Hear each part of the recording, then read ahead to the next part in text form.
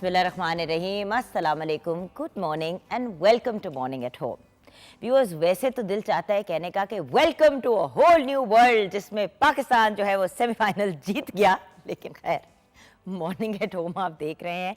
और अगर आपको याद हो तो डे बिफोर येस्टरडे, मतलब कुछ दिन पहले हमने बड़ी डिटेल डिस्कशन की कि सेमीफाइनल में क्या लाइनअप होना चाहिए, किससे क्या एक्सपेक्टेशन है। और अल्लाह का शुक्र है कि जो भी एक्सपेक्टेशंस थी उन सब को हमारी टीम ने सरपास किया।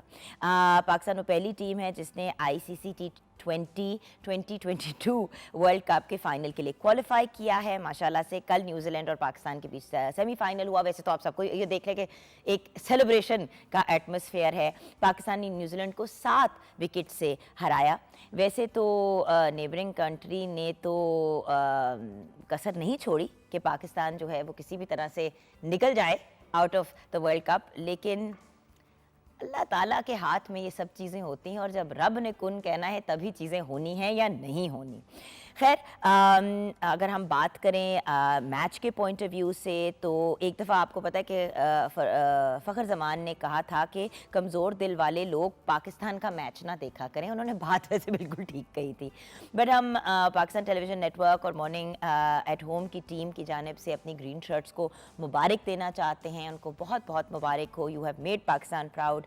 आप हारें या आप जीतें, आप हमारे हैं, हम आपको बहुत प्यार करते हैं।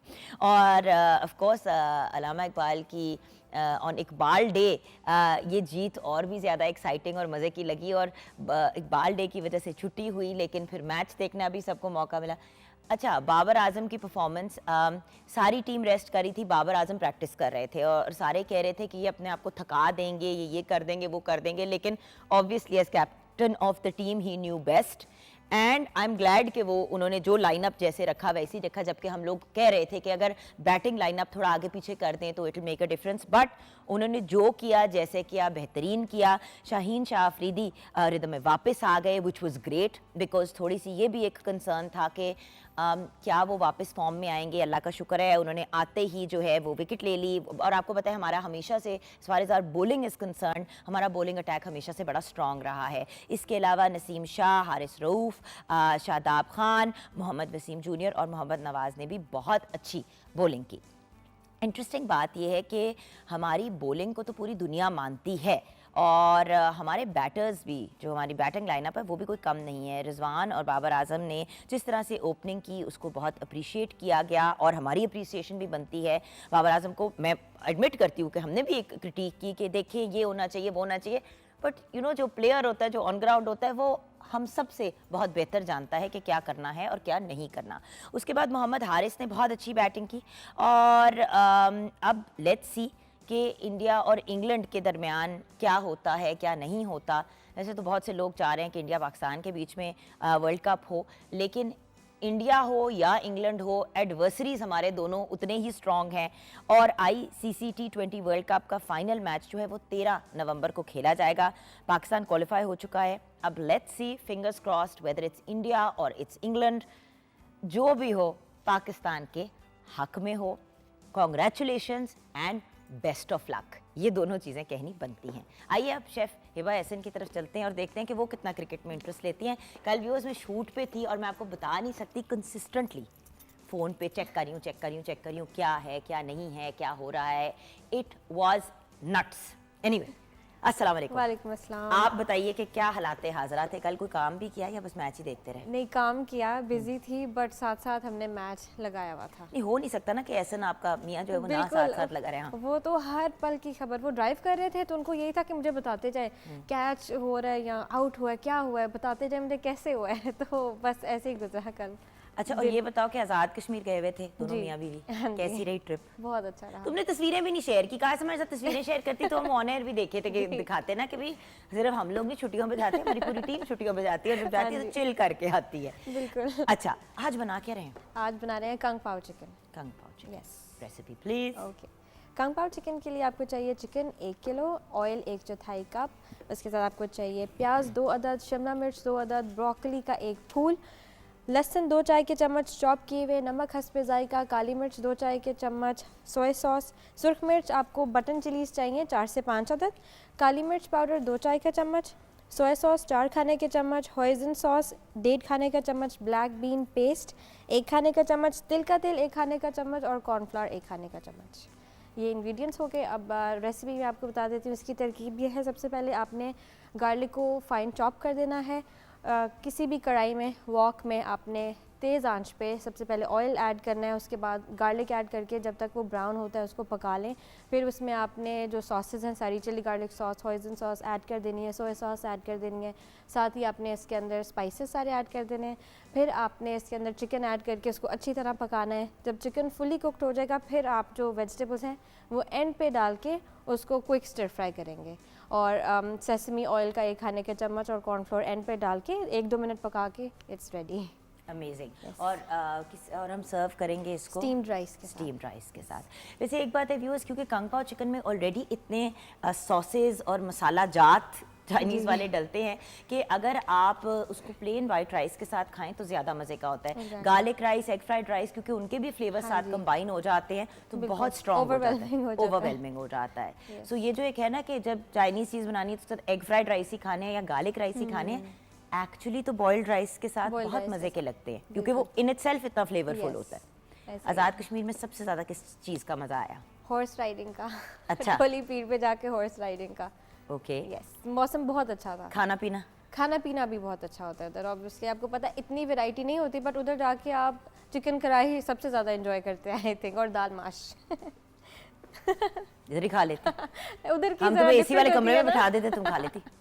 बर्फ पड़ी हुई थी? नहीं, अभी नहीं। हमारे एक दिन आने के 1 दिन बाद पड़ गई है रावला कोट में मेरा। बस यही हमने मिस कर दिया। हिबा के साथ यही होता है, हिबा के साथ यही होता है, बस वो चीज़ होते होते जो है ना वो रह जाती है। खैर, मेरा पॉइंट सिर्फ इतना है कि व्यूअर्स हॉलीडेज़ पे जाएं, एंजॉय करें अलग अलग। अच्छा, बाय द वे, अगर आप लोग भी हमारे साथ अपने कोई हॉलीडे का कोई इंटरेस्टिंग एक्सपीरियंस या कोई इंजॉयमेंट को शेयर करना चाहते हैं तो ज़रूर कीजिएगा। उसके साथ साथ 042992000648 पे आप कॉल कर सकते हैं। फेसबुक का पेज है मॉर्निंग एट होम। अभी मैं नंबर फिर आपके साथ शेयर करूँगी क्योंकि ब्रेक के बाद हमने एक हार्ट स्पेशलिस्ट हमें ज्वाइन करने जा रहे हैं, प्रोफेसर डॉक्टर नुमान नसीर। उनसे हमने दिल के अमराज से रिलेटेड बातचीत करनी है। ब्लड प्रेशर का एक बड़ा मेजर आजकल कंसर्न होता है कि बहुत हाई ब्लड प्रेशर है, बहुत लो ब्लड प्रेशर है। एक और चीज़ जिस पे लोग बहुत कंसर्न होते हैं कि दिल की शरियानें जब वो तंग होना शुरू हो जाती हैं तो स्टेंट्स डल जाते हैं, कभी बाईपास की तरफ जाना होता है। तो दिल के मसाइल, दिल के अमराज से बचपन से ही हम कैसे बच सकते हैं कि आगे जाके हमें प्रॉब्लम्स ना हो। तो अगर आपके भी कोई सवालात हैं, अगर आप किसी ऐसी मेडिकल कंडीशन से सफ़र करते हैं जो दिल से रिलेटेड है, तो 042992000648 पे कॉल करें और लाइव क्वेश्चंस पूछें हमारे जो आज डॉक्टर साहब हमें ज्वाइन करने जा रहे हैं उनसे। छोटी सी ब्रेक लेंगे, वापस आएंगे। आपने हमारे साथ रहना है।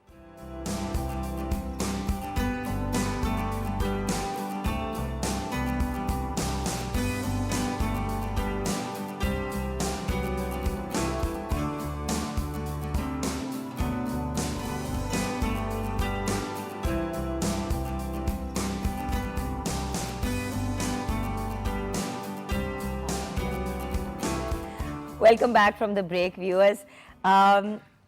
We've got a lovely gentleman with us today. हैं तो डॉक्टर साहब, लेकिन हम यही डिस्कस कर रहे थे कि दिल के मसाइल जब भी होते हैं तो वो ज़्यादातर कपल से रिलेटेड ही होते हैं। मियाँ बीवी को बैठ के समझा रहे होते हैं मियाँ को कि आपने स्ट्रेस नहीं लेनी, मियाँ बीवी को देख रहा होता है ये मुझे स्ट्रेस देती है, बीवी को कहते हैं जी आपने टेंशन नहीं लेनी, वो कहती है मेरा मियाँ मुझे टेंशन देता है।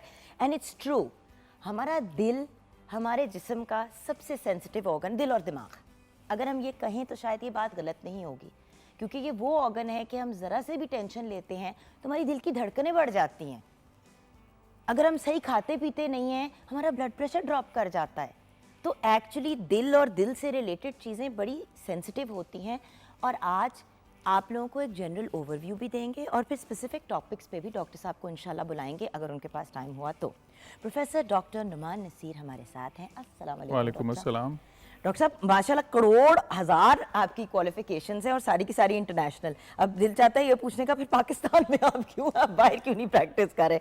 माशाल्लाह MD, FACC, FSCAI and FACP, right? ये सारी जी आपने की हुई हैं। उसके अलावा you the vice president of the Pakistan society of interventional cardiology. अब ये भी पूछेंगे कि इंटरवेंशनल कार्डियोलॉजी क्या होती है। X chairman and professor of cardiology King Edward Medical King College, Edward yeah. Medical University, and then also Mayo Hospital. Interventional cardiology consultant at the Centara Heart Hospital in the US. और उसके अलावा भी आपकी American board की भी काफ़ी certifications है। हमने ये करते गए तो नहीं बिल्कुल नहीं, मेरे ख्याल से आप कम टू द शो खत्म हो जाएगा ना, लोगों की पब्लिक अवेयरनेस की तो चीज़ें वो शो बिल्कुल खत्म हो उस पे आ जाएगा। जाते हैं, बट बिल्कुल, ये बताना है कि बहुत ही मुस्तनिद डॉक्टर, मैं कहती हूँ ना मुस्तनिद डॉक्टर के पास बहुत ही मुस्तनिद डॉक्टर आज हमारे वेरी पास। काइंड ऑफ यू जी। हाँ जी। अच्छा डॉक्टर साहब, सबसे पहले और सबसे इम्पॉर्टेंटली मैं ये जानना चाहती हूँ ब्लड प्रेशर से रिलेटेड, बट उन सब चीज़ों से पहले इंटरवेंशनल कार्डियोलॉजी क्या होती है? इंटरवेंशनल कार्डियोलॉजीज शोबा अमराज दिल की वो फील्ड जिसमें आप प्रोसीजर्स करते हैं, जैसे स्टेंट डालना, उससे रिलेटेड जो प्रोसीजर्स हैं सारे, उनको इंटरवेंशनल कार्डियोलॉजी की फील्ड कहते हैं। तो कार्डियोलॉजी के बाद you can specialise further in that field, जिसको ये इंटरवेंशनल कार्डियोलॉजी किया जाता है। तो प्रोसीजर्स करना कार्डियोलॉजी के अंदर को इंटरवेंशनल कार्डियोलॉजी कहते हैं। It's different from cardiac surgery. वो जनरल सर्जरी करके तो कार्डिक सर्जरी करते हैं, हम लोग कार्डियोलॉजी में करके तो इंटरवेंशनल कार्डियोलॉजी करते हैं, जिसमें कैथर बेस्ड प्रोसीजर होते हैं, जैसे कि एंजियोग्राफी, एंजियोप्लास्टी, स्टेंटिंग।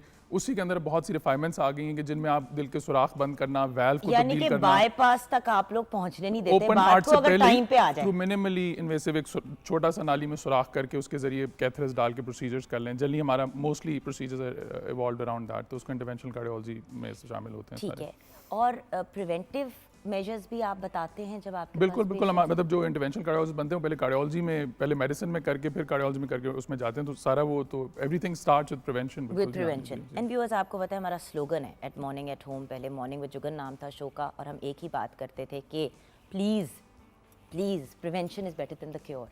अगर मसला होने से पहले ही उसको रोक लेंगे तो फिर मसले का हल नहीं ढूंढना पड़ेगा। बिल्कुल जी, हाँ जी। और कभी कभी मसले के तरफ हम इसलिए भी जाते हैं क्योंकि हम छोटे छोटे अखराजात सेव करने के लिए कहते हैं कि खैर है, ये भी रहने दो, वो भी रहने दो, अच्छा दर्द हो रही है, अच्छा छोड़ दो, नहीं चेक कराते, और फिर कोई बहुत बड़ा मसला पड़ जाता है जो फिर हज़ारों नहीं लाखों और कभी कभी करोड़ों की कॉस्ट में चला जाता है। बिल्कुल, हाँ जी।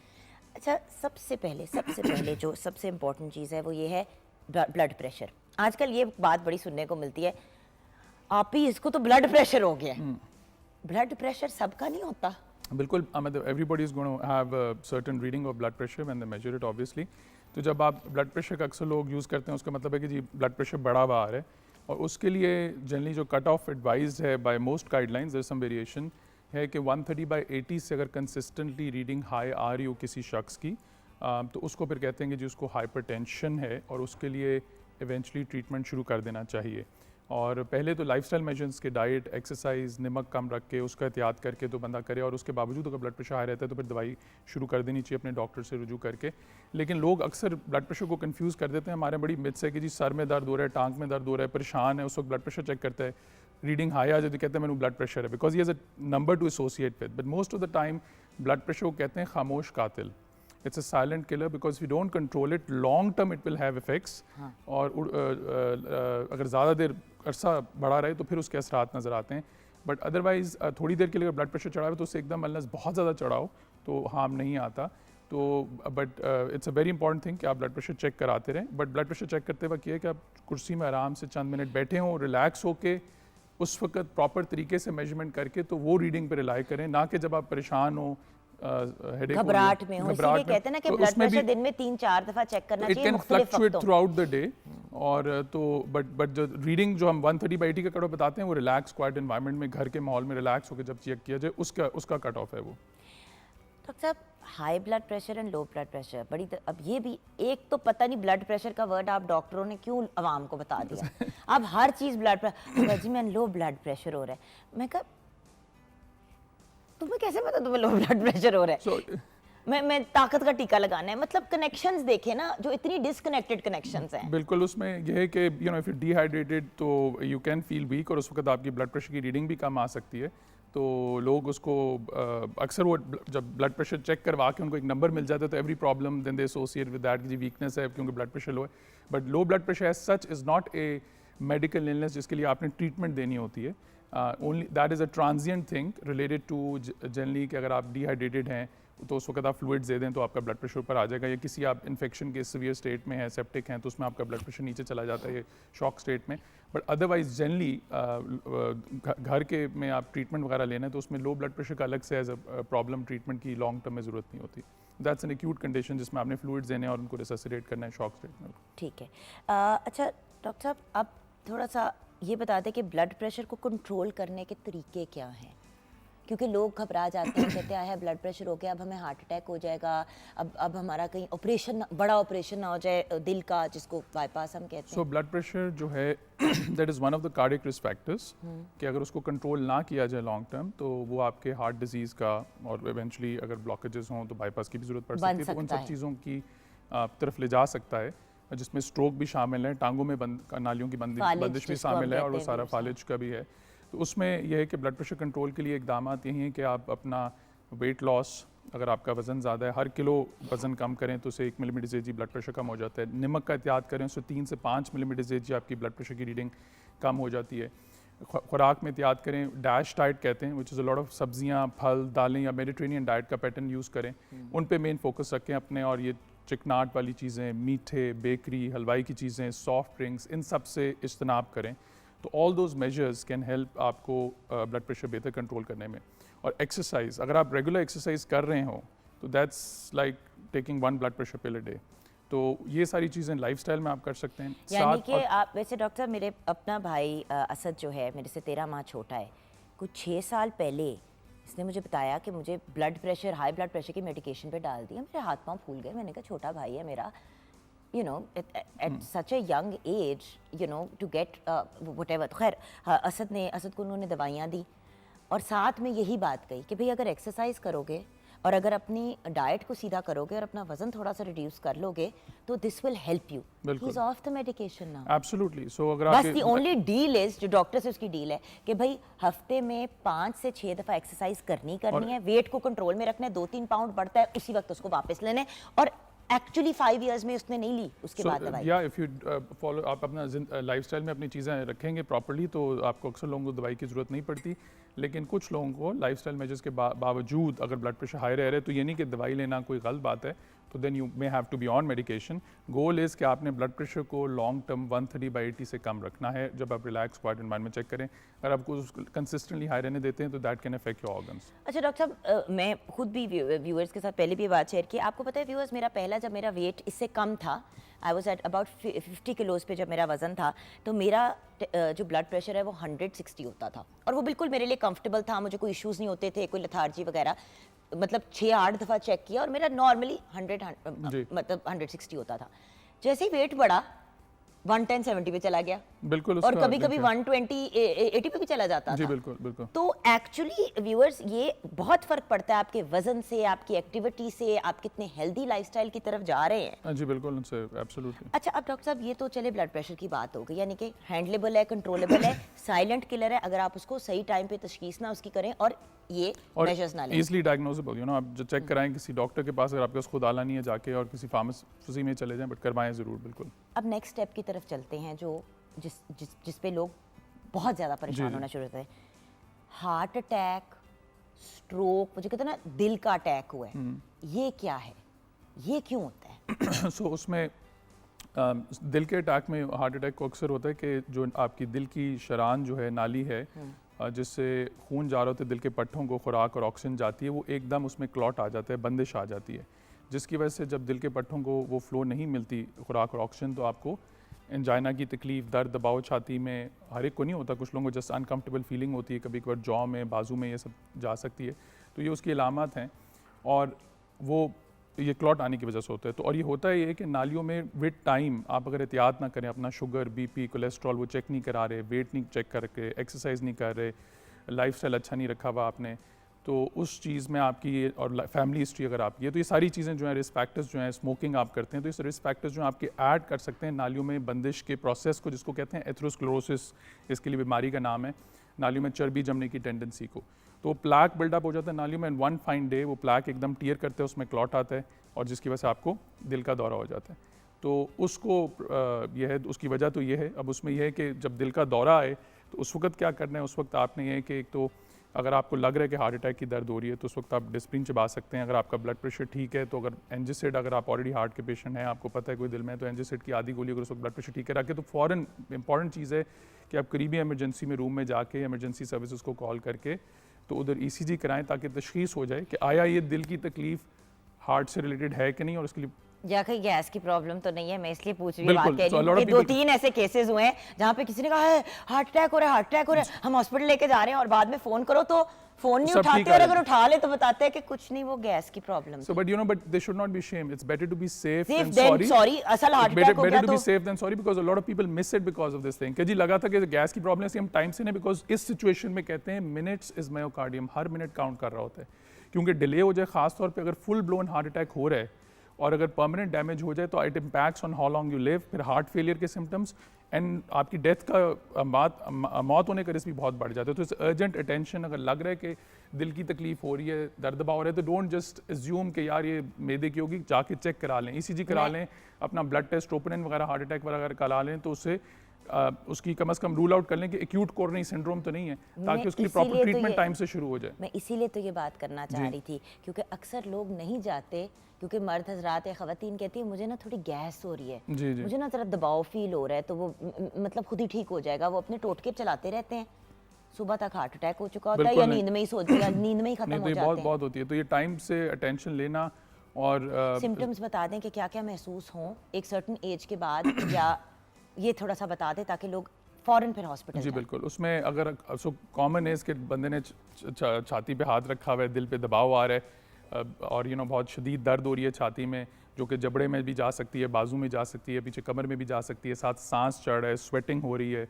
पसीने आ रहे हैं, जिसको ठंडे पसीने कुछ लोगों को आ रहे होते हैं, तो all these are the classic presentation. But some elderly या फीमेल्स में, आपको बुजुर्ग लोगों में वो क्लासिक प्रेजेंटेशन नहीं होती, they just feel uneasy in the chest और साथ सांस चढ़ रहा है अनयूजुअल, स्वेटिंग हो रही है, तो उनको थोड़े से सिम्टम्स हम कहते हैं टिपिकल भी हो सकते हैं। तो अगर शक भी हो रहा हो तो, और अगर ख़ास तौर पे रिस्क फैक्टर्स हैं कि आपकी उम्र ज़्यादा है और आपको शुगर है या बीपी है, तो या कोलेस्ट्रॉल या रिस्क फैक्टर्स भी हैं, स्मोक करते हैं, तो उस केस में बिल्कुल आप चांस ना लें, बेहतर आप जाके करीबी इमरजेंसी रूम से जाके फौरी ECG कराएं।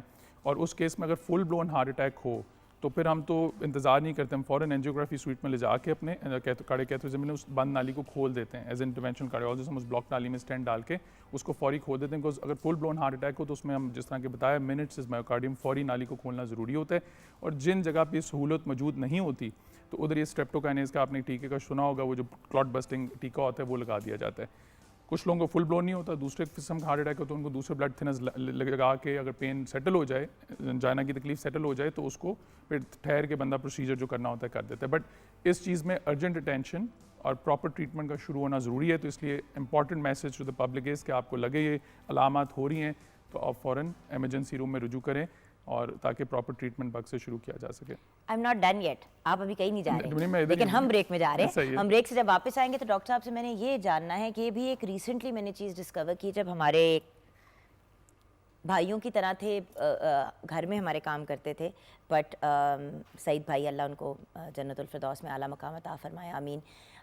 उनके दिल के का प्रॉब्लम चल रहा था। I always get very very sentimental about this whole thing, क्योंकि मैं हमेशा से ये सोचती थी कि भाई अगर दिल की शरियानें बंद हो जाती हैं तो आप स्टेंट स्टून डाल देते हैं। मैंने कहा जी इनका बाईपास कर दे, तो डॉक्टर ने कहा इनके लिए कुछ नहीं हो सकता क्योंकि इनके दिल के पट्टे कमज़ोर हो गए हैं, और एक दफ़ा दिल के पट्टे कमज़ोर हो जाएं तो उधर से वापसी नहीं होती। ये क्या माजरा है, ये हम जानेंगे ब्रेक के बाद।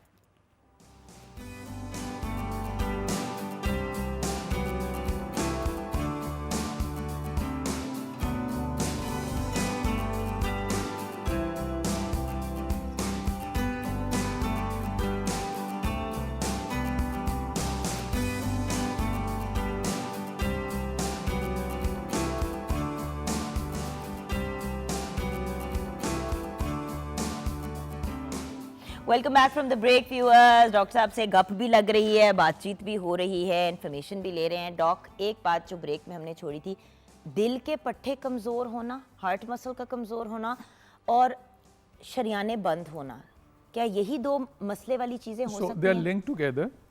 दिल के पट्टों को कमज़ोर होने को कार्डियोमायोपैथी कहते हैं, यानी कि वो दिल ठीक से पंप नहीं कर रहा होता, दिल बना ही पट्टों का होता है, और वो जब पट्टे स्क्वीज़ करते हैं तो ब्लड को आगे पंप करता है। तो जब वो पट्टे कमज़ोर हो जाते हैं, प्रॉपर्ली पंप नहीं कर पाता, तो बेसिकली एक मोटर है पंप करना है, जिसने खून को पंप करना है बॉडी में, तो वो काम नहीं करती ठीक से। तो आप जिक्र करनी थी, आपके जानने वाले तो उनकी इजेक्शन फ्रैक्शन 40% थी। आम शख्स की पंपिंग की एबिलिटी 55 to 60% से ऊपर होती है, तो उनका दिल कमज़ोर हुआ था। तो उस केस में ये जब हार्ट अटैक होता है तो आपके ये दिल के पट्टे डैमेज हो जाते हैं, तो उससे या शराने काफ़ी अरसे तक बंद रहे बहुत क्रिटिकल लेवल पे, तो उससे भी दिल के पट्टे कमज़ोर हो जाते हैं। वो जब हॉस्पिटल गए थे तो उनको फिर से हार्ट अटैक वो हुआ था, और जब लेके गए तो वो कह रहे थे कि जी अब हार्ट में उनको ही had to be put on a ventilator. So वो अगर वो बहुत सांस ही शदीद नहीं ले- किस्म का हार्ट अटैक हो या आपके दिल के पट्टे कमज़ोर हों, तो आप जब ब्लड को पंप नहीं कर पाते तो वो फेफड़ों में पानी आ जाते हैं, आप सांस नहीं ले पाते, तो उसकी वजह से आप इंजेक्शंस लगाते हैं जिससे फेफड़ों में पानी लगे, दवाइयाँ देते हैं जिससे आप दिल के पट्टों को और कमज़ोर होने से बचाएं। बट कभी के बाद लोग उसको रिस्पॉन्ड नहीं करते, उसको हार्ट फेलियर कहते हैं, तो उनको फिर वेंटिलेटर पे भी डालना पड़ जाता है। और बाहर के मुल्क में तो जब पट्टे कमज़ोर और बंदा नहीं रिस्पॉन्ड कर रहा हो दवाइयों को, तो इवेंचुअली उनको आर्टिफिशियल हार्ट पे हम डालते हैं और ट्रांसप्लांट की तरफ लेके जाते हैं। बट वो चीज़ सहूलत अभी यहाँ पे अनफॉर्चुनेटली पाकिस्तान में नहीं आई। बट बहुत है ना डॉक्टर साहब, बात बिल्कुल। ये कि देखिए ना करोड़ों में फिर बात जाती है। एब्सोल्युटली वहाँ पे आर्टिफिशियल हार्ट का जो इट्स टॉकिंग अबाउट $150,000 पर person US dollar. US dollars, और उसमें जो है ट्रांसप्लांट के भी, तो वो यहाँ पे फीसिबली, दैट्स वाई प्रिवेंशन पे फोकस करना इज द की थिंग। वो नौबत ना आए कि हार्ट अटैक हो और आपका दिल कमज़ोर हो। लेकिन अगर दिल के पट्टे कमज़ोर हो तो ऐसा नहीं होता कि शरियानों को नहीं खोल सकते, आप खोल सकते हैं। वो आपको देखना पड़ता है कि जैसे कभी शरियान खोल लें, वहाँ परमानेंट डैमेज तो नहीं हो गई भी कि खोलने का फ़ायदा भी होगा कि नहीं, तो इंडिविजुअलाइज डिसीजन करके आपको फैसला करना होता है कि खोलने का फ़ायदा होगा कि नहीं। ये घर पे करने वाले टोटके नहीं है, बेसिकली ये आपसे क्लियर करना चाह रही हूँ व्यूअर्स बात। डॉक्टर साहब से इसलिए रिक्वेस्ट की थी कि आएँ और क्लियर करें। व्यूअर्स, दिमाग और दिल दो ऐसे ऑर्गन्स हैं, देसी घरेलू टोटके यूजुअली डोंट वर्क। अभी कुछ सवालात भी आए हैं, अगर आपकी इजाज़त तो डॉक्टर साहब let's start addressing those questions. Sameen की हाफसाबाद से आपके लिए सवाल है। मेरे दिल के 3 वाल यानी कि वेल्व्स जो होते हैं वो बंद हैं और डॉक्टर्स ने मुझे ओपन हार्ट सर्जरी का कहा है। काइंडली डॉक्टर साहब मुझे बताएं कि क्या करना चाहिए। सो उसमें ऐसा है कि एक तो लोग अक्सर वैल्व्स को कंफ्यूज कर देते हैं शरानों के साथ। वैल्व दिल के 4 होते हैं दिल के अंदर, वो डिफरेंट काम करते हैं फ्लो को एक डायरेक्शन में मेंटेन करने के लिए। I believe she is referring to, अगर वैल्व के अंदर तंगी हो या लीकेज हो तो उसके लिए भी सर्जरी होती है, और अब हमारे पास टेक्निक्स आ गई हैं कि हम ये कैथराइजेशन के जरिए फिक्स कर सकते हैं। बट आई बिलीव वो शरानों की तरफ रेफर करें, दिल की नालियों की तरफ, कि उनमें अगर बंदिश आ गई हैं। आमतौर पे हाँ, ट्रेडिशनली जब 3 से नालियाँ बंद हों तो अक्सर लोगों को बाईपास का कहा जाता है, लेकिन उसमें मल्टीपल फैक्टर्स इन्वॉल्व होते हैं। एक तो ये कि आपका उस वक्त हार्ट की पंपिंग कैसी है और ये एंजियो हुई क्यों। अगर कोई स्टेबल सिचुएशन में है, उसकी हार्ट की पंपिंग नॉर्मल है और उसकी एक लेफ्ट मेन जो नाली का मेन सेगमेंट शुरू वाली नाली नहीं इन्वॉल्व, तो अब नई रिसर्च कह रही है कि स्टेंट बाईपास डाल के उसका रिस्क तो है लेकिन वो आप चेंज नहीं करते, तो आप एग्रेसिव दवाइयों पे भी रखें तो उनको मॉनिटर कर सकते हैं। लेकिन ये फैसला अगर हो गया कि भाई नालियों को खोलना ज़रूरी है, तो वो स्टेंट या बाईपास दोनों से खोली जा सकती हैं। फिर हम उसका फैसला करते हैं बेस्ड ऑन पेशेंट के क्या करेक्टरिस्टिक्स हैं और नालियों की क्या सूरत है, उस पर हमारे स्कोरिंग सिस्टम्स बने हुए। तो पॉइंट इज़ कि ये फैसला इस तरह जनरल पूछ के, ये हमारे पाकिस्तान बड़ी है कि जी और ने तो बाईपास कराया, मैं भी बाईपास कराया, उन्होंने तो स्टेंट कराया। These are based on detailed analysis, नालियों की तस्वीरें देख के और पेशेंट के कैरेक्टरिस्टिक देख के, तो फिर फैसला करते हैं कि इस बंदे को बाईपास या स्टेंट हेल्प करेगा कि नहीं। हमारे एक रिलेटिव हैं, उनके दिल में 3 स्टेंट डले। डॉक्टर के पास जब गए तो डॉक्टर ने कहा कि जी आपके बाईपास होगा। उन्होंने कहा लेकिन हमें एंजियोग्राफी करने दें, एक दफा देखने दें कि मामलात हालात क्या है। जी, उसके बाद ही फैसला होता है। काफी टेस्ट वगैरह उन्होंने किए, फाइनल फैसला एंजियोग्राफी के बाद ही होता है कि बाईपास या स्टेंट या दवाइयां चलानी है। उन्होंने फिर ऑप्शन दिया, उन्होंने ऑप्शन भी दिया। पीआईसी बहुत ही अमेजिंग जगह है, I am very impressed with the way they deal. उन्होंने फिर बैठ के मेरे सामने ये गुफ्तगू हो रही थी कि जी या तो 2 और स्टंट डाल के हम थोड़ा और टाइम लगा आगे एक्सटेंड कर सकते हैं और हो सकता है कि अगले 10 साल सुकून से गुजर जाएं। इवेंचुअली बाईपास की जरूरत है। अब ये डिसाइड करना है कि आज करना है या 10 साल बाद करना है, बट 10 साल हम निकाल सकते हैं ऐसे। मतलब डॉक्टर ने इतनी ब्लंट, उन्होंने स्टेंटिंग की तरफ ही गए, 2 और स्टेंट डले और अब उनको कांस्टेंट मॉनिटरिंग की जरूरत है। इन टर्म्स ऑफ कि अगर दोनों आप नालियों की ब्लॉकेजेस की नौयत को देख के फैसला करते हैं, उनकी कॉम्प्लेक्सिटी को देख के कि बाईपास बेहतर है स्टेंट बेहतर है, और मरीज़ की सूरत हाल देख के भी कि वो इस काबिल है कि बाईपास ठीक तरीके से बर्दाश्त करेगा। तो इन दोनों फैक्टर्स को रख के आप फैसला करते हैं और फिर मरीज़ से एक्सप्लेन कर देते हैं कि भाई ये दोनों में से कौन सा ऑप्शन इस सिचुएशन के लिए अच्छा है। एक चीज़ तय है कि अगर आपकी फ्रंट वाली नाली या लेफ्ट मेन इन्वॉल्व ना हो तो फिर बाईपास का रोल नहीं होता, फिर हम स्टेंटिंग से ही खोलते हैं नालियों को। और अदरवाइज़ ये है कि फिर वो जिस तरह बताया कि नालियों की ब्लॉकेजेस की सूरत है और पेशेंट करेक्टरिस्टिक को देख के फैसला किया जाता है कि कौन सा बेहतर है। बाईपास में जनरली ड्यूरेबिलिटी ज़्यादा होती है, स्पेशली अगर आप डायबिटिक हैं उसमें, लेकिन फालिज का रिस्क थोड़ा ज़्यादा होता है और रिकवरी लंबी होती है। स्टेंटिंग में रिकवरी आसान है लेकिन उसमें रिपीट प्रोसीजर का चांस कि दोबारा आके कुछ कराना पड़ जाए थोड़ा ज़्यादा होता है। लेकिन मेजर हार्ट अटैक डेथ अगर इंटरमीडिएट या सिंपल ब्लॉकेजेस हैं उनमें ज़्यादा फर्क नहीं। अगर बहुत कॉम्प्लेक्स डिजीज़ है तो उसमें अक्सर फिर बाईपास को एडवांटेज होता है। तो ये एक जनरल कॉन्सेप्ट है जो फॉलो किया जाता है, बट तो ये क्या मेरे ख्याल से अपने क्या डॉक्टर, सेकंड ओपिनियन जब भी डॉक्टर कोई ऐसी बात कहे ले लेना चाहिए, राइट? मतलब अगर आपको अपने डॉक्टर पे एतबार नहीं है तो जरूर ले लें, बट अब देखिए ना, वो बात कह रही है, वो कह रही है कि भाई मेरे दिल में तो बंद है, क्या मुझे करा लेना चाहिए? तो अगर डाउट है आपके दिमाग में जरूर आप जरूर तो पूछ लें। इस तरह मेरा मतलब है कि ऑनलाइन कमेंट करना मुश्किल ये है, नहीं बट जवाब दे आप सकते इस तरह नहीं कर सकते। उसमें एक जनरल मैंने आपको फ्रेमवर्क बता दिया, बट वो एक इंडिविजुअल पेशेंट की नालियों की डिटेल और पेशेंट करेक्टरिस्टिक्स के बाद ही बंदा कमेंट कर सकता है। बिल्कुल सही। अच्छा डॉक्टर साहब, उसके साथ साथ एक और स्टेंट से रिलेटेड सवाल है। बेसिकली उन्होंने कहा, मुझे हसन ने गुजरांवाला से कहा, मुझे 2 स्टेंट डले हैं, क्या मुझे मुकम्मल एहतियात करने की जरूरत है? Stent Absolutely. डालना तो चलें एक छोटा सा प्रोसीजर है, ऑनेस्टली आप डालते हैं, आप शाम को भी घर जा सकते हैं, लेकिन उसको डालने के बाद क्या एहतियात है? एब्सोल्युटली। सो एहतियात जो है, एक चीज़ मैं एक्सप्लेन कर दूं, स्टेंट या बाईपास ये एक मैकेनिकल फिक्स है उस नाली की बंदिश के थ्रू फ्लो बेहतर करने के लिए। स्टेंट में आप मेटल मैशर डालते हैं, पुश ओपन कर देते हैं उस ब्लॉकेज को। बाईपास में आप एक ट्यूब नाली बॉडी से लेके उस बाईपास कर दें ब्लॉकेज को फ्लो बेहतर करने के लिए। लेकिन जो अंदर आपके जिस्म में डिजीज़ प्रोसेस है, एथेरोस्क्लेरोसिस, जो नालियों में चर्बी जमने का प्रोसेस है, वो चल रहा है। अगर आप एहतियात नहीं करेंगे तो 40% बाईपास आपके विद इन 10 ईयर्स बंद हो जाते हैं। अगर आप रूटीन सर्वेलेंस करें तो 10% विद इन ईयर बंद हो जाते हैं। और सेम थिंग विद स्टेंट्स, सिर्फ स्टेंट में बंदिश आने का चांस 5% होता है उस जगह पे, बट आगे पीछे नए ब्लॉकेजेस आ जाते हैं अगर आप एहतियात ना करें। तो दीज आर मैकेनिकल फिक्सेस। तो एहतियात में ये है कि आपने शुगर, बीपी, कोलेस्ट्रॉल अपना रेगुलर डॉक्टर से फॉलोअप करके चेक में रखना है। अपनी लाइफस्टाइल मेजर्स लेनी है, जिनमें साथ एक्सरसाइज अपने डॉक्टर से रुजू करके एक एक्सरसाइज रेजिमेंट शुरू करना है। स्मोकिंग नहीं करनी, तो खुराक में अच्छा एहतियात करना। तो ये सारी चीज़ें साथ साथ चलेंगी तो आपकी चीज़ें, और दवाइयाँ बाकायदगी से लेनी, अपनी मर्जी से दवाइयाँ नहीं छोड़नी, क्योंकि वो ब्लड थिनर्स अगर आपके स्टेंट डले में आप छोड़ दें तो क्लॉटिंग का रिस्क सेवरल फोल्ड्स बढ़ जाता है। तो ये सारी चीज़ें मिल के स्टेंट के साथ चलती हैं। खाली स्टेंट डलवा लेना बीमारी का इलाज नहीं, दैट इज जस्ट पार्शियल इलाज। दवाइयाँ और सारी एक और जिंदगी चीज़ चलती है कॉन्सेप्ट ना? जो मैं एक्सप्लेन कर दूं कि अगर आपकी बंदिश है भी नाली में, इवन 70-80% बंदिश भी है, लेकिन अगर आपकी पंपिंग हार्ट की नॉर्मल है, आपको एंजाइना की तकलीफ तंग नहीं करी, आप स्टेबल सिचुएशन में, तो देयर इज नो बेनिफिट कि आप स्टेंट डाल के अपनी ज़िंदगी में इजाफा करेंगे, अपने आप को हार्ट अटैक से बचाएंगे। उस केस में अपने दवाइयाँ ही इस्तेमाल करनी है, बिकॉज अननेसरी कभी कभी स्टेंटिंग भी हो जाती है इस तरह कि वो लोगों के दिमाग में चीज़ बैठ जाती है मैंने बंदिश खुलवानी है, but it does not change your outcome. Heart attack और डेथ का रिस्क चेंज नहीं होता स्टेंट बाईपास से। हाँ, खुद बिल्कुल। डॉक्टर ना बने। अब एक इस किस्म का सवाल आया मेरे पास, आसिफ सरगोदा ने का पूछा है कि लहसुन और अजवा खजूर पीस के सुबह निहार मुंह खाने से क्या दिल के वाल्व खुल जाते हैं? जी, तो दिल की शरानों का ये लहसुन, गार्लिक पे स्टडीज़ हैं कि वो कोलेस्ट्रॉल को अच्छी करती हैं, बट जितनी गार्लिक आपको खानी पड़ेगी आपके पास कोई नहीं बैठ सकेगा, बट इनका नुकसान कोई नहीं है। ये जो इन्होंने चीज़ें कहीं, इसके ऊपर साइंटिफिक रिसर्च लिमिटेड है, और अगर वो लेना चाहते हैं ले लें, लेकिन इसके पीछे अपनी दवाइयाँ ना छोड़ें। मेरे पास लोग आते हैं जी हमने स्पीड से दम कराया, हमने ये टोट के इस्तेमाल किया, अदरक लहसुन वाले, अजवा खजूर के, तो उसमें यह है कि इनके ऊपर बड़ा लिमिटेड कोई साइंटिफिक एविडेंस नहीं है, मिथ्स हैं, चल रही हैं, आपने लेनी है तो उनका नुकसान भी हमें नहीं कोई पता, तो आप ज़रूर लें, लेकिन इनके पीछे अपनी दवाइयाँ ना छोड़ें और अपने डॉक्टर का इलाज ना बंद करें। That's what I would say to that. BP low रहता है, सनाखा से आलकोट से।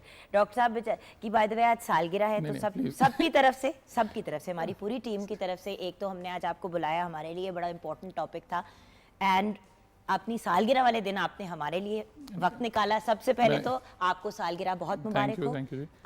ले ले कॉम्प्लीमेंट, सालगिरह की विशेष भी ले लें और पूरी बात भी सुन लें कि डॉक्टर साहब अल्लाह करे कि जैसे आप लोगों के लिए आसानियां पैदा करते हैं, रब आपके लिए हर कदम पे, आपके लिए, आपके दोनों बेटों के लिए, आपकी वाइफ के लिए आसानियां पैदा करें, आप खुश रहें, आबाद रहें, आमीन। सालगिरह मुबारक। Thank you, that's very kind wish. अब ब्लड प्रेशर की तरफ आते हैं वापस। तो ब्लड प्रेशर एक तुम्हारा फेवरेट टॉपिक है ना, क्योंकि ये जो ये एक लाइन है ना, ब्लड प्रेशर हो गया, तुम्हें फिट पड़ जाता है हंसी का। सो उसमें यह है कि अगर लो ब्लड प्रेशर रह रहा हो, अच्छा सॉरी, ठंडे पसीने आते हैं असना को, और उसके अलावा से वो ये जानना चाहती हैं कि अगर ब्लड प्रेशर लो है तो क्या इनको दिल की प्रॉब्लम हो सकती है? कुछ लोग अगर आपकी कुछ कंडीशंस होती हैं जिसमें हार्ट की पंपिंग वीक हो, या कभी के बार हमारे यहाँ रोमेटिक हार्ट डिजीज़ बहुत कॉमन है, जिसमें दिल के वैल्व जो हैं वो बचपन में इन्फेक्शन होती है, उसके ज़रिए डैमेज हो जाते हैं, तो वो अगर माइट्रल स्टेनोसिस एक बीमारी होती है, वो वाल्व खुलता नहीं प्रॉपर तरीके से, उन लोगों का कभी ब्लड प्रेशर लो रहता है, सांस चढ़ता है, तो हाँ वो एग्जामिन कराएं डॉक्टर से, उनको शक है तो फिर वो एको वगैरह करके कंफर्म कर सकते हैं कि उस तरह की चीज़ तो नहीं है कोई। और अगर कोई नहीं है हार्ट की तरफ से प्रॉब्लम, तो generally you should keep yourself well hydrated, नमक वगैरह लें। तो यंग लोगों में उस तरह का लो ब्लड प्रेशर का प्रॉब्लम बहुत कम होता है। एल्डरली में ज़्यादा देखते हैं कभी कभार ये लो ब्लड प्रेशर का, जिनको खासतौर पे पार्किंसन हो या ओल्ड एज में कि उनका ब्लड प्रेशर ठीक मेंटेन नहीं कर पाते, स्पेशली जब खड़े होते हैं तो गिर जाता है। तो but generally low blood pressure is not a problem, high blood pressure is more of an issue जो कि हमें एज ए सोसाइटी डील करना पड़ता है। जी बहुत मैंने आपका सर खा लिया, करोड़ आपसे सवाल पूछ नहीं, लिए, नहीं, it was a but doctor pleasure साहब being मैंने here. बाईपास के ऊपर एक सेपरेट शो आपके साथ करना है कि हम उस स्टेज से, क्योंकि आप तो इंटरवेंशनल कार्डियोलॉजी करते हैं ना, तो बाईपास एक्चुअली है क्या और हम उससे किस तरह डिले या अवॉइड कर सकते हैं, इस पे मैंने आपसे एक पूरा एक अलहदा शो करना है। क्या ऑप्शंस अवेलेबल हैं, क्या है, और अगर खुदा न खास्ता बात वहाँ पे पहुँच जाती है तो किस लेवल तक इंसान को बचाया जा सकता है, ये मैंने आपसे किसी और दिन स्पेसिफिक इस पे बात करनी बिल्कुल है। कर लेंगे। बट आपका पैगाम हमारे व्यूअर्स के लिए हार्ट हेल्थ से रिलेटेड। हार्ट हेल्थ से जी यही कहूँगा कि prevention is the best cure. तो उसके लिए आप खुद इंडिविजुअल लेवल ये कर सकते हैं कि अपना खुराक में एहतियात करें। ये मेडिटेरेनियन डाइट का पैटर्न जो कि प्लांट बेस्ड फूड पे शामिल है, जिसमें चिकनाट, मीठा, बेकरी, हलवाई, सॉफ्ट ड्रिंक्स, उनको मिनिमाइज़ करें, रेगुलर एक्सरसाइज करें और स्मोकिंग वगैरह को अवॉइड करें और डॉक्टर से अपने राब्ते में रहें ताकि शुगर, ब्लड प्रेशर, कोलेस्ट्रॉल, ये सारे रिस्क फैक्टर्स हैं, इनको कंट्रोल में रख सकें। तो आप हार्ट डिजीज़ का बहुत अच्छा मुकाबला कर सकते हैं। और तो मेरे ख्याल से लाइफस्टाइल मेजर्स और डॉक्टर से regular follow up in risk factors को रेगुलर चेक कराते हैं। और गवर्नमेंट लेवल पे भी इसके लिए बहुत से इकदाम किए जा सकते हैं कि ये जो बीमारियां बड़ी ईजिली चेक हो सकती हैं, शुगर, बीपी, कोलेस्ट्रॉल, ये मेजर रिस्क फैक्टर्स हैं। सिंपल शुगर, कोलेस्ट्रॉल का चेक हो, ब्लड प्रेशर चेक हो और एक मैस स्केल पे चेक करके उनको प्रिवेंशन की चीज़ें पहले से शुरू करा दी जाएँ, ताकि आप और स्कूलों में आप डाइट्स का पहले से एक उनको कॉन्सेप्ट देना शुरू कर दें और अच्छी खुराक शुरू कराएँ। तो I think eight individual level, eight society level, lot can be done. और एक चीज़ जो अब आजकल बहुत तंग करती है, मालूती जो एनवायरमेंटल इश्यूज़ हैं, आलूदगी के जो हैं, तो उसके ऊपर भी बड़ा गौर करने की ज़रूरत है। वो भी अब रिसर्च कह रही है कि आपके कार्डिक जो MI का रिस्क और कार्डियोवैस्कुलर रिस्क जो है आपका सेवरल फोल्ड्स बढ़ा देती है। तो मालूती आलूदगी जो है that is also becoming an issue. और स्ट्रेस और स्लीप हाइजीन, ये सारी चीज़ें जो हैं, इन सब का ख्याल रखने की ज़रूरत है। Thank you so much doctor साहब, God bless you. It was a pleasure being here. छोटी सी ब्रेक की तरफ जाएंगे व्यूअर्स, ब्रेक के बाद जब वापस आएंगे तो आज हम उन लोगों से बात करेंगे जिनकी आप आवाज़ ज़्यादा सुनते हैं और उनको देखते कम हैं। ये कौन लोग हैं, ब्रेक के बाद जानेंगे।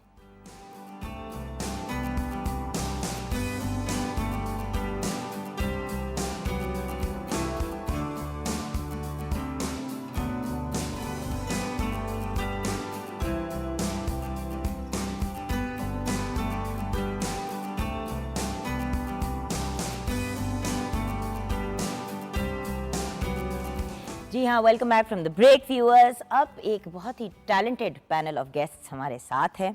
आइए पहले उनको आपसे इंट्रोड्यूस कराते हैं और आपको टॉपिक हमारा समझ आ ही जाएगा। सबसे पहले मेरी बहुत ही प्यारी दोस्त, अ वंडरफुल वंडरफुल पर्सनालिटी। अगर मल्टी फैसेटेड और मल्टी टैलेंटेड कहें तो ये बात गलत नहीं होगी।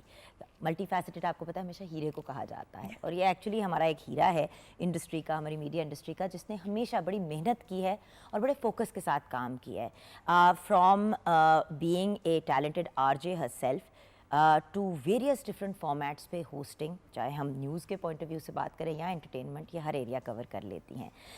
One of the pioneers of English radio, यानी कि इंग्लिश रेडियो की जो प्रेजेंटिंग थी, she was one of the pioneers of that as well.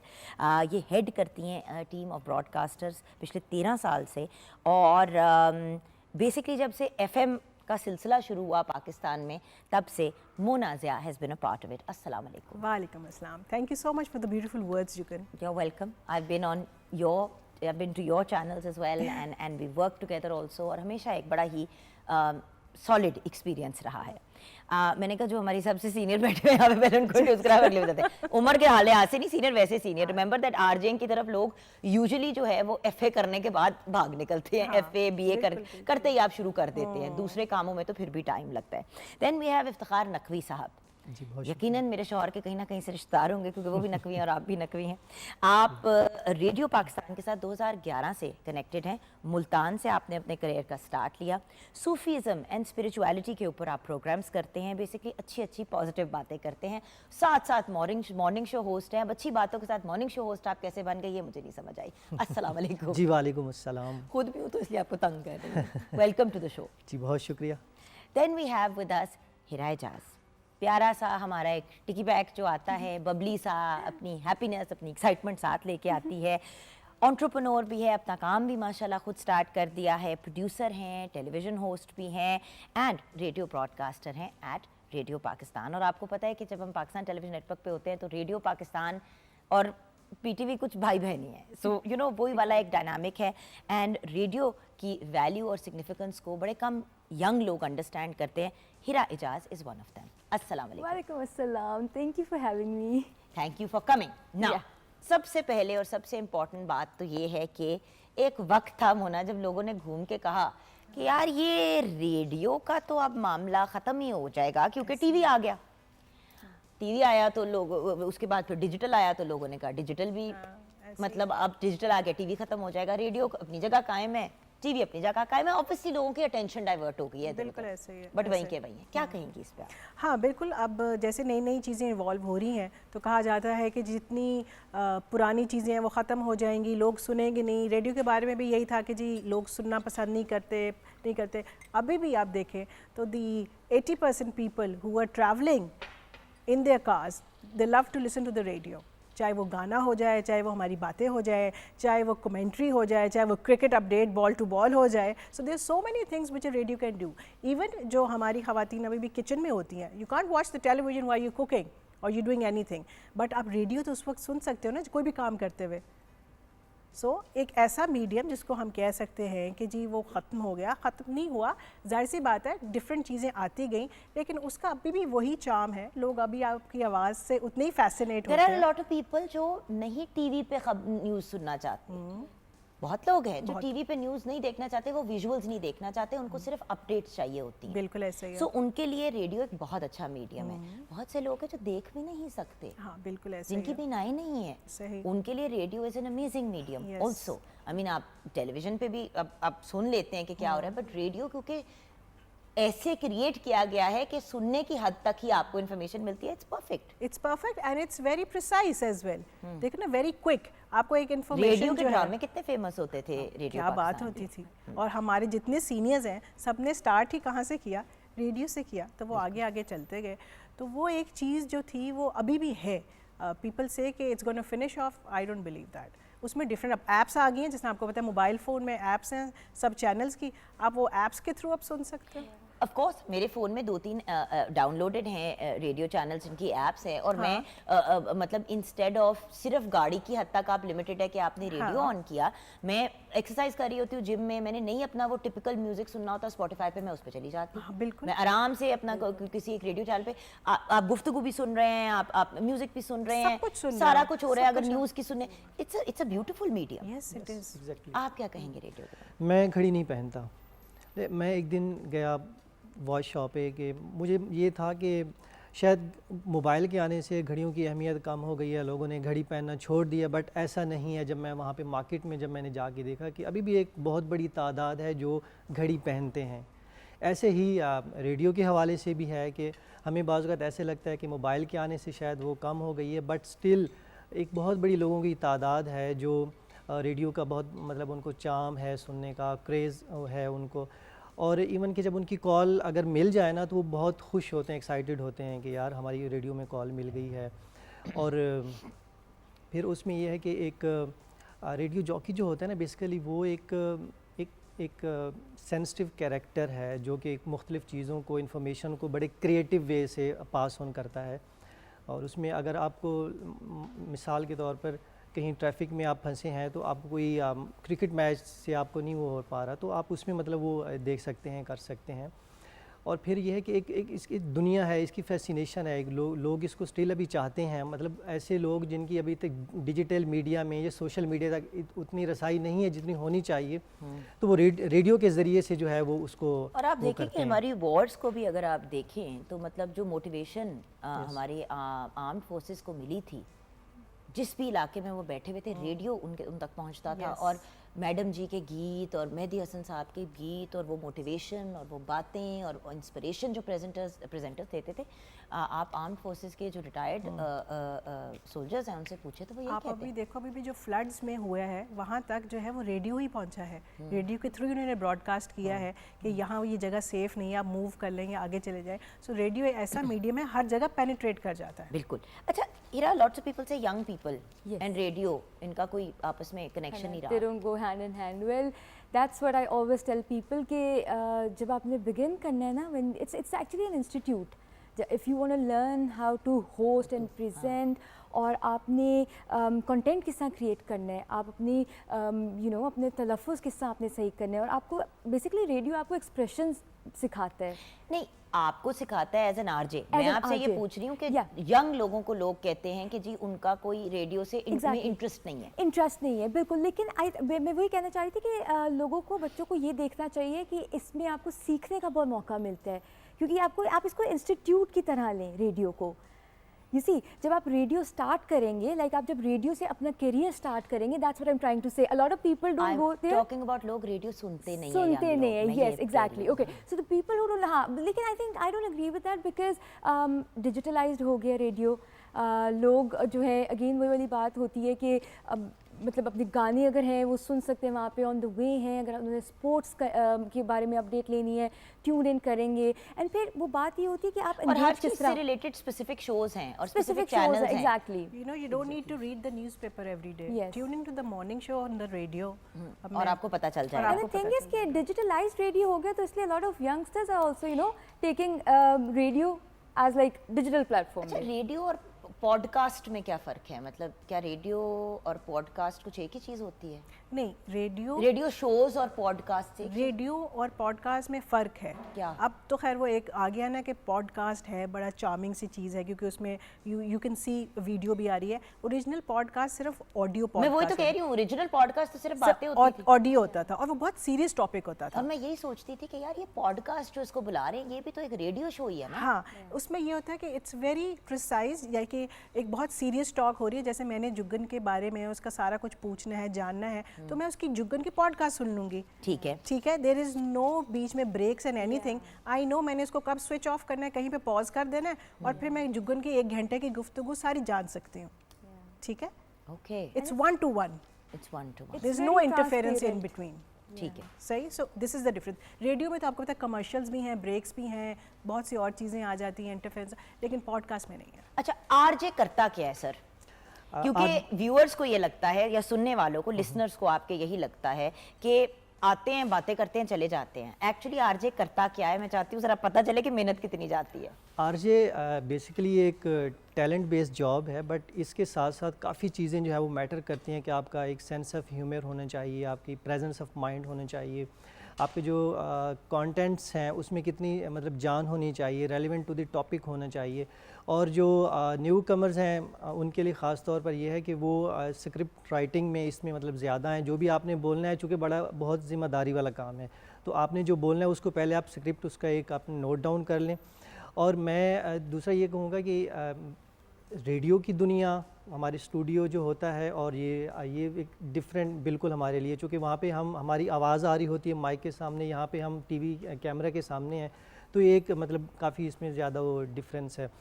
तो रेडियो में और फिर यह है कि अगर हम वहाँ पे मॉर्निंग शो करें, कंप्लीट पैकेज होता है जिसमें आपको सारी इन्फॉर्मेशन भी दी जा रही होती हैं, हिस्ट्री उस दिन की। आप एज एन आरजे करते क्या हैं? मैं ये चाहती हूँ कि आपकी क्रिएटिव प्रोसेस क्या होती है। लेट्स स्विच ओवर हियर, मुझे बताइए कि क्या एग्जैक्टली क्या मतलब एक आरजे की रिस्पॉन्सिबिलिटीज़ क्या होती हैं, ड्यूटीज़ क्या होती हैं? जी, रिस्पॉन्सिबिलिटीज़ तो बहुत होती है। सबसे पहले तो रिस्पॉन्सिबिलिटी ये होती है कि आपने ऑथेंटिक कंटेंट जो है उस पर रिसर्च करनी है।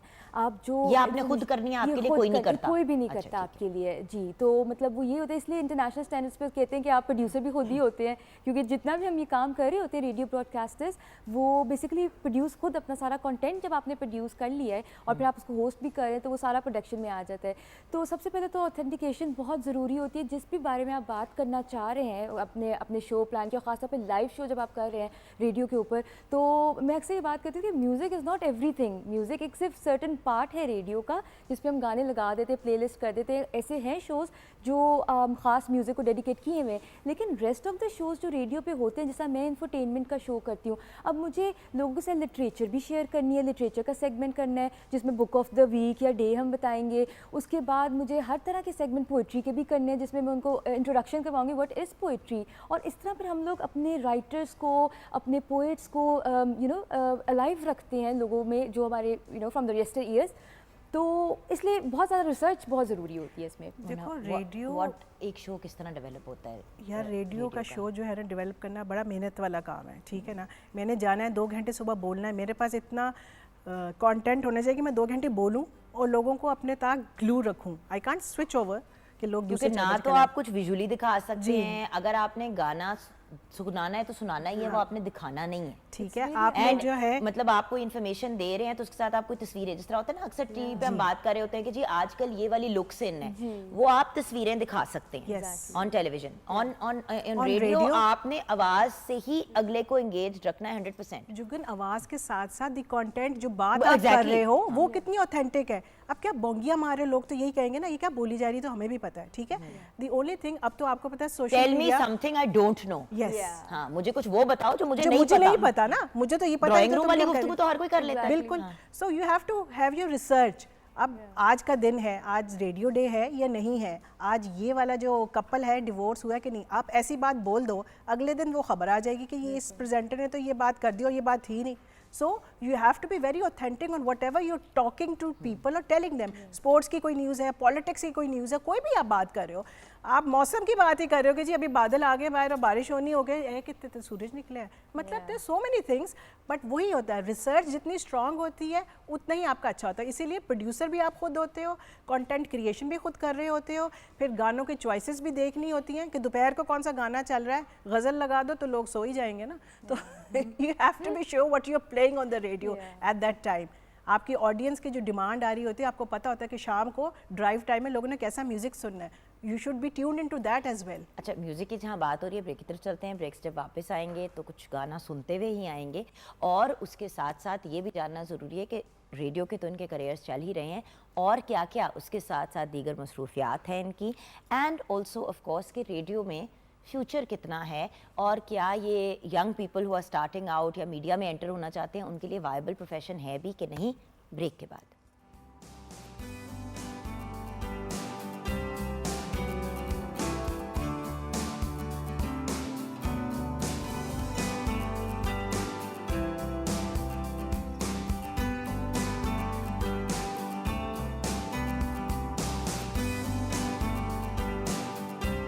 क्या बात है, एब्सोल्युटली वंडरफुल। बैठिए बैठिए, हमारे साथ आकिब एजाज हैं और बहुत ही टैलेंटेड सिंगर हैं, और इनके साथ हमें ज्वाइन किया इनके भाई अनस एजाज ने भी। अस्सलाम वालेकुम। वालेकुम अस्सलाम। Welcome to the show. खैर, रेडियो की बात हो रही है, कैसे हो सकता है कि म्यूजिक साथ साथ ना कनेक्टेड हो, because whenever you think radio you think music and news, right, और बाकी सारी चीज़ें उसके साथ मेल्ड इन कर जाती हैं। अच्छा, आजकल मसरूफियात क्या हैं मिसार जी? मोना जी? बहुत नहीं, मोना डार्लिंग, हाँ, आजकल क्या हो रहा है? बहुत कुछ हो रहा है। ओह, सो आपको जैसे अपनी बात की डिजिटल का शो भी आप दौर है, होस्ट करने लगी हैं वेरी सून, हाँ, this is digital show coming up, और दूसरा मैं जिसमें आप दिखेंगे भी। जिसमें मैं दिखूंगी शुक्र है। भी। हाँ। नहीं, I am a web host as well, so I know, but मतलब वो मतलब वो ये ठीक है। प्रॉपर अब एक चैनल आप Channel। ज्वाइन करने लगे हो, और हम आपको उस शो के अंदर बिल्कुल रेगुलर बिल्कुल, देखेंगे। ठीक ठीक है। है, एंटरटेनमेंट लाइफस्टाइल, क्या पता उसमें जुग्गन का इंटरव्यू भी आप देख सके। वाओ, हाँ, ये हो सकता है। हो आपको कम ना कहती हूँ मैं, कहती हूँ लेकिन कम कहती हूँ। I know that. उसके साथ साथ डिजिटल स्टोरी टेलिंग पे ट्रेनिंग्स करवा रही हूँ। वो क्या होता है? यार बड़ी मज़े की चीज़ है। अब डिजिटल स्टोरी टेलिंग, एक ज़माना था जब हमारी नानियाँ दादियाँ में कहानियाँ सुनाया करती थी रात को, हाय। याद है कितना मज़ा आता था। मोना नानो? हाँ, क्या मोना हो गया? नानो? नहीं, मोना नानो मोना थोड़ी। दादो? नहीं तो कोई वाली बात है नहीं, but So it was that expression that taking you through the story, ऐसे हुआ, टोट पटोट, आई रिमेम्बर टोट पटोट नानो सुनाती थी, और नानो ना बड़ी क्यूट सी मासूम सी थी, बट जब सुनाती थी ना टोट पटोट की कहानी, आंखें हमारी ऐसी खुली होती थी गानों में देख रहे सो थे। You could visualise what's happening, लेकिन अब तो विजुअल का दौर है, तो डिजिटल स्टोरी टेलिंग भी यही है कि एक चीज़ को हम जो है डिजिटली कैसे एक स्टोरी बना के उसको पैसे हम लगा सकते हैं कि आपकी स्टोरी जो है ज़्यादा अच्छी भी नज़र आए और ज़्यादा बेहतर भी हो। और आपको पता है मैं वॉइस की बंदी हूँ, तो मैं ज़्यादा कॉन्सेंट्रेशन करवाती हूँ वॉइस के ऊपर, ऑडियो के ऊपर, म्यूज़िक के मेरी ऊपर। 10 साल पहले वॉइस ठीक करा ली होती तो आज मैं भी कुछ कर रही होती अपनी ज़िंदगी में। और हर कोई ये माशाल्लाह। ना फ़ोन करके कहती थी, काज़म साहब बोल रहे हैं, मैं कहती थी, नहीं मैं खातून हूँ, but thank you for calling. जी, आप आजकल किन कामों में मुब्तला हैं? जी रेडियो तो चल ही रहा है, तो इसके साथ साथ कुछ वॉल्टियर्स के तौर पे काम कर रहे हैं, कुछ मखलूक खुदा की जैसे खिदमत है, किसी भी उसमें कुछ जॉब दिलवाने के हवाले से है, किसी को कुछ ब्लड चाहिए होता है यंगस्टर से मिल के, इवन कि अक्सर हसनैन भाई से भी हेल्प लेके हम कर रहे होते हैं उसके ऊपर। और बाकी जो है चूँकि हमारा हम जो शो करते हैं सूफ़ीज़म पे, अच्छा, तो दैट्स के उसमें है आसानियाँ बांटना, आगे मखलूक खुदा के लिए आसानियाँ पैदा करना। चूँकि बेसिकली जो एक सूफ़ी होता है, जो अल्लाह वाले होते हैं, उनका काम एक ब्रिजिंग का होता है बिटवीन मखलूक और खालिक के दरमियान। तो हम जब अपने वहाँ पर स्टूडियो में बैठे होते हैं तो एक बहुत ही जो एक अलग सा समा होता है वहाँ पे। हमारी कुल कायनात, वहाँ पे एक माइक होता है, पैनल होता है और कंप्यूटर है जिस पे हम कर रहे होते हैं। तो कभी कभी हम कुछ आरफाना कलाम चला के तो इतना हम उसमें महव हो जाते हैं, वजदान की कैफियत होती है कि हम धमाल बेसाख्ता डालना शुरू कर देते हैं। तो ये एक उसके अंदर के इन्वायरमेंट होते हैं जो नज़र नहीं आता, बट स्टिल हमें पता होता है बड़ा उसके ऊपर। इम्पोर्टेंट होता है। यस। What about you? आपने Yeah. अपना कोई काम भी स्टार्ट किया साथ साथ Gee, business well, भी? yes, exactly. I've started up my own little business startup. Last year launch किया था और it's a printing house, digital and offset printing जो है उस पे हमारा फोकस होता है। तो वो एक सेटअप है, टीम है और हम लोग ट्रांसफ़र प्रिंटिंग पे भी आजकल काफ़ी ज़्यादा काम कर रहे हैं। जो आप देखते हैं डिजिटल प्रिंट्स फैब्रिक के ऊपर, that is basically what we do. We transfer the prints, the digital prints actually on the clothes and the accessories and all the books that you read, all of Wonderful. that stuff. Yes, so that's a printing house that I'm running. Congratulations, well done. Thank you so much. अच्छा, अब देखो आप लोग जो काम कर रहे हैं उस काम के साथ साथ आप और भी चीज़ें साथ साथ डेवलप करना शुरू हो गए हैं। तो जी। क्या रेडियो एक अच्छा प्लेटफॉर्म बन सकता है अपना मीडिया करियर स्टार्ट करने के लिए? क्योंकि एक ज़माना था आईटी का बूम था, हर बंदा आईटी कर रहा था। अब everybody wants to be part of the media. So yes, देखो ना, आप इंस्टीट्यूट्स भी पढ़ाते हैं जब, तो साथ में जर्नलिज्म की डिग्री के साथ साथ आपका इन हाउस रेडियो होता है जिसमें आपको सीखने का मौका मिलता है। यूनिवर्सिटी है, पंजाब यूनिवर्सिटी, कनेड है, लाहौर कॉलेज, सबके अपने अब इंडिविजुअल रेडियोज़ हैं। वो इसलिए हैं कि बच्चे वहीं पे अपनी सारा कुछ जो वो सीख रहे हैं, चाहे वो न्यूज़ हो, जो चाहे एंकरिंग हो, कंटेंट राइटिंग हो, वहीं पे सीखें, काम करें and then they move forward. तो एक अच्छा प्लेटफॉर्म मिल जाता है। But I always tell my बच्चास जो आते हैं कि बेटा इसको उतना सीरियस लो जैसे एक जॉब को लेते हो। इट्स नॉट कि पार्ट टाइम किया, 2 घंटे किया, उसके बाद चले गए। उस 2 घंटे के प्रोग्राम के लिए आपको 4 घंटे पीछे बिहाइंड द सीन काम करना पड़ता है, मेहनत करनी पड़ती है। सो हर चीज़ जो है उसके ऊपर काम करके उसको फुल टाइम दो और फिर आगे चलो।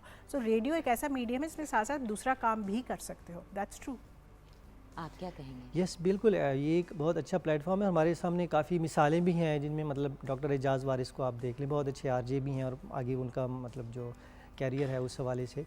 तो ऐसे और ये जो होता है इसमें लर्निंग बहुत ज़्यादा है और कम से कम इसमें ग्रेजुएशन मस्ट होनी चाहिए। मतलब क्रेज़ तो है, लोग ग्लैमरस है बहुत ज़्यादा। सो ग्लैड आपने ये Yes, बात कही कि yes. साथ साथ तालीम को लेके तालीम चलना को है। अगर yes. इसमें अपना मिनिमम ये मैंने उसका मिनिमम बताया। असल में होता पता है कि नकवी साहब, लोग अक्सर बात ये बात करते हैं कि भाई मीडिया में ही काम करना है ना, पढ़ने की क्या ज़रूरत है। रेडियो एक्चुअली वो एरिया है जो आपको सिखाता है कि बेटा यहाँ पे अगर कख नहीं है ना, जितनी भी आप बातें कर लो, nobody is going to listen. और वो शऊर आपको तालीम से आता है। ये नहीं कि जो आपने किताबों में सीखा है, लाइफ एक्सपीरियंस, दोस्तों यारों में उठना बैठना, वो कॉलेज और यूनिवर्सिटी के लेवल पे डिसिप्लिन कि आपके पास एक असाइनमेंट है, स्कूल में तो टीचर डांटती है ना, इधर आप नहीं देंगे आपको 0 मार्क्स मिल जाएंगे। तो ये हर स्टेज पढ़ाई का बड़ा इंपॉर्टेंट है। देखिए मैम, मेरे पास माइक है ना, वो मेरी उस वक्त मैं हूँ माइक पे, मैंने अपने इदारे को रिप्रेजेंट करना है, मैंने जो बोलना है वो मेरे मतलब एक रिप्रेजेंटेशन है उसके अंदर। तो वो दैट्स क्वाइटली मतलब एक रिस्पॉन्सिबिलिटी वाला काम है। और फिर उसमें आपके जो कंटेंट्स हैं उसके ऊपर मेहनत होती है बहुत ज़्यादा कि आपको जो है आपकी एक क्यू शीट दी जाती है जिसमें काफ़ी चीज़ें होती हैं, उसके मुताबिक आपने उसको मतलब बैक एंड पे काफ़ी मेहनत चाहिए होती है। आपने रिसर्च करना है बुक्स से, इसमें किताबों का ख़ास तौर पर एक आपके पास एक लाइब्रेरी भी अगर घर में छोटी डेवलप कर लें। अगर ये कहें कि आरजेज ज़्यादातर किताब दोस्त होते हैं तो ये बात गलत नहीं होगी। एग्जैक्टली बिल्कुल होना ऐसे ही है। चाहिए, होना वरना आपका चाहिए। लंबा करियर नहीं चलता। जी, और वो I दोस्ती remember once, sorry, I'm Yeah, cutting no, it no, off. I it's remember okay. once मेरा जो बॉस थे वो मेरा प्रोग्राम सुन रहे थे, तो उन्होंने कहा जी ये कौन सा प्रोग्राम चल रहा है। मैंने कहा जी ये वो फरमाइशी प्रोग्राम है और आप हमें मैसेज करें आपका गाना। So he is doing that and he called me from Karachi and he said यहाँ पे मैं किसी को भी बिठा दूँ तो कोई भी ये प्रोग्राम कर सकता है। What are you doing, you just talking to people and asking them what they want to play, और ये कर रही हैं आप, ये कोई काम है? ये वैसे सच्ची बात है मुना, सो मतलब ये भी बात उन्होंने गलत नहीं कही कि अगर आपने सिर्फ बैठ के कहना है हाँ जी और बताओ, हाँ जी, अच्छा क्या सुनना है, अच्छा क्या हो रहा है, कभी कभी। और यही तो बात होती है एक लाइव होस्ट, मतलब जो आप लाइव शोज होस्ट करते हैं, व्यूअर्स अभी लाइव आप हमें देख रहे हैं बराह रास्त, हम लोग बात कर रहे हैं, आप वो देख रहे हैं। अगर हमारे पास बात खत्म हो जाती है और मैं एज एन एंकर बैठ के कहती हूँ चेहरा और बताओ, हाँ और बताओ हाँ और बताओ, फेवरेट लाइन है लोगों की, और बताओ का बेसिकली मतलब ये मेरे पास कुछ नहीं है बात करने को, तुम्हें और बताओ क्या है। Everything's empty. So you have to prepare for your show as well. तो यही बात है कि सब आर्टिस्ट को भी इसी तरह प्रिपेयर करना होता है, काम करना होता है, मेहनत करनी होती है। मेहनत करेंगे तो उनका शो सुना जाएगा, वरना you have the option to just change it. सही। एग्जैक्टली। एंड में आप क्या कहो? जी, बुक के बारे में बात करें तो कितना कनेक्शन गहरा होता है, तो इतना गहरा मेरा तो बुक से ज़्यादा कनेक्शन गहरा है कि मैंने जो बुक लिखी हुई थी वो साथ भी लेकर आई हूँ। I gonna present you after the show. Show ना लाओ ना दिखाओ तो। हाँ Yeah, it's the book that I've translated in Selected English. poems of Amir bin Adi. Yes, English translations by Hirajat. हाँ, Yeah, तो- so अच्छा, this so is you what- translated it. Yes, Very I nice. translated everything. और To my इसका- dearest Gagan brackets Jugan, lots of love.